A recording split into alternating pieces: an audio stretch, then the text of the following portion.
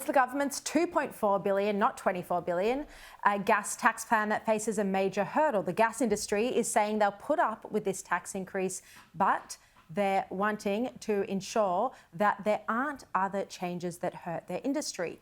Credit Suisse is saying the petroleum resources rent tax reforms are a Canberra tax on Western Australia that will hurt investment. Let's bring in Credit Suisse Energy Analyst Saul Kavonic. Saul, great to see you. The government says it is taking a middle road on PRRT. Is this the case? Well, I mean, I guess the starting point here is without the contribution of Australia's LNG industry, we wouldn't have a surplus over the last year. And it is true that the measures taken here are measured, they are modest. And that's been a large part driven by Western Australia.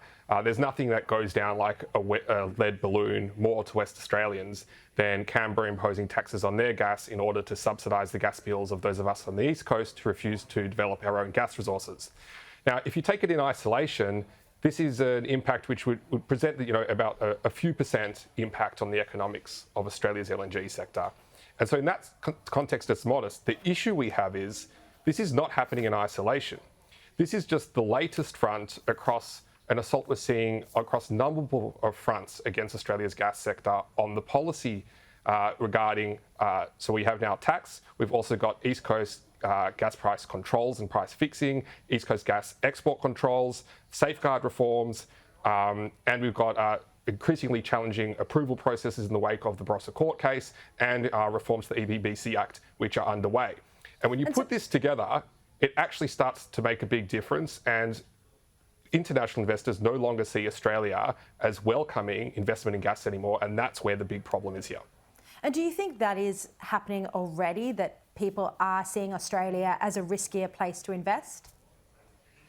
Absolutely. So this is not something we hear about very often. It was almost unprecedented that we heard the CEO of INPEX, reinforced by the Japanese ambassador, actually making critical comments in this regard. But it reflects what's broadly happening across the industry. What you're seeing is industry starting to raise hurdle rates to make investments. They are looking at lowering domestic prices that they can get. And this just slowly sees and quietly sees investment drop.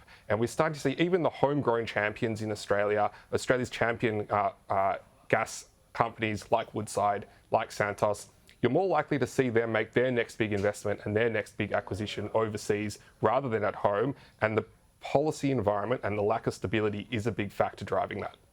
All right, Saul, thank you very much for your time tonight. And budget night, we will, of course, see more details when the budget is handed down at 7:30.